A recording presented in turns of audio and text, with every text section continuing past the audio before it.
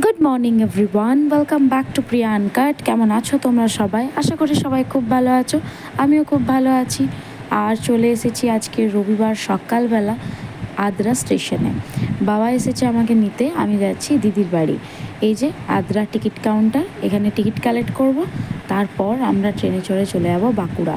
দিদি এখন বাঁকুড়াতে থাকে, ছেলেকে ওখানে ভর্তি করেছে, তো তার জন্যই আমি এখন যাচ্ছি। আদ্রা স্টেশনটা কিন্তু খুব সুন্দর করেছে এখন। আমি যদিও এর আগে কোনো দিন আসিনি, শুধু যখন দিদি ঝালদায় থাকতো তখন এই স্টেশনটা বহুবার ক্রস করে গিয়েছি। আর এখানে মোটামুটি 8 থেকে 1 ঘন্টা মতন ট্রেনটা দাঁড়িয়ে যেত হল্টের মতো। তো সেই জন্য আমরা এই স্টেশনটা সম্পর্কে খুব ভালোভাবে একটু জানা ছিল। তো এখানে কিয়ানকে আমরা কেউ উঠতে সাহায্য করিনি, ও নিজে নিজেই উঠছে। আর মাঝে মধ্যে ওকে একটু গল্প করছি যে চলো তুমি, কারণ আমার হাতেও ব্যাগ ছিল, বাবার হাতেও ব্যাগ ছিল।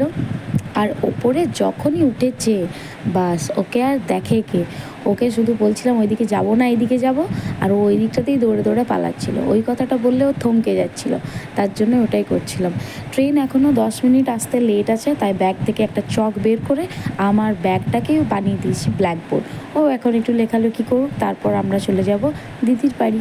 আর এই দেখো এখানে আমাকে হাম্পা দিয়ে দিয়ে পটানো হচ্ছে যে ও নিচে যাবে, ওর দাদার সাথে যেয়ে ও ওখানে চিপস কিনবে। আর আমি সকালবেলা একদম চিপস খেতে দিতে রাজি না, তার জন্য আমাকে এখন পটাচ্ছে। এই যে মামাবাড়ির কেউ থাকলে আর সে কথা নেই, উনি ওনার দাদানের সাথে নেমে পড়েছে।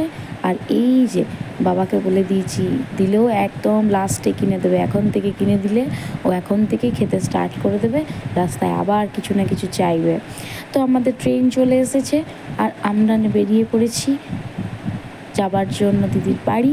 একদম বাঁকুড়ায় যেয়ে তোমাদের সাথে দেখা হবে। রাস্তায় এই সিনটা তোমাদের সাথে শেয়ার না করে পারলাম না।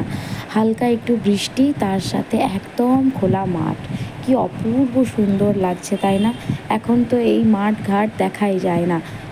তোমাদের সাথে গল্প করতে করতে মোটামুটি চলে এসেছি, আর মাত্র একটা স্টেশন, তারপরেই নেমে পড়ব বাঁকুড়া জাংশন স্টেশনে। তো এখানে কিয়ান বাবার কাছে গিয়ে বসেছে আর এখন অনেক গল্প করছে, রাস্তার ধারে কিছু জিনিস দেখছে, সেটা জিজ্ঞেস করছে। ওর এখন খুব কৌতূহল হয়েছে যে এটা কি ওটা কি সেই সংক্রান্ত বিষয়ে। আর এই দেখো নেমে পড়লাম বাঁকুড়া স্টেশনে। কিয়ানের কিন্তু মোটে এই স্টেশন ছেড়ে যাওয়ার কিন্তু একদম ইচ্ছা নেই। ও ভাবছে এই স্টেশনেই ওর মিমি দাঁড়িয়ে আছে আর ওকে হয়তো নিতে এসছে। আর বারবার চারিদিকে বলছে মিমির ঘর কোথায়, মিমির ঘর কোথায়। আমরা বলছি যে চল ওদিকে যাবো, টোটোতে চাপবো, তারপর তো মিমির ঘর তুই দেখতে পাবি। তো ফাইনালি এখানে একটা ট্রেনের স্ট্যাচু ছিল, সেইটা দেখিয়ে ওকে আনা হয়েছে। আর টোটো দেখে তো খুবই আনন্দ পেয়েছে। আর এই দেখো তোমাদের সাথে এটাও শেয়ার করলাম, এটা হলো দ্বারকেশ্বর নদী। বাঁকুড়ার এই দ্বারকেশ্বর নদীর এইখানটা ব্রিজটা ক্রস করলে দিদির বাড়ি মোটামুটি আর 5 মিনিটের মতন আছে। তো যেহেতু মা ওখানে আছে সেহেতু সবার সাথে দেখা হয়ে যাবে। বাবা কাল থেকেই নিতে এসেছে, মায়ের সাথেও দেখা হয়ে যাবে, দিদিও আছে। আর আজ যেহেতু সানডে, আজকে সানও আছে। সোমবার বা অন্য দিন হলে সানকে আমরা পেতাম একদম সন্ধ্যাবেলাতে, কারণ ও স্কুল থেকে আসবে, তারপর টিউশন থাকে, তো তার জন্য। আর এই দেখো আমি বাড়ি পৌঁছে গিয়েছি, আর দিদি আমার জন্য বানিয়েছে আমার প্রিয় ডিম ইলিশ। তো দেখা হচ্ছে নেক্সট ব্লগে।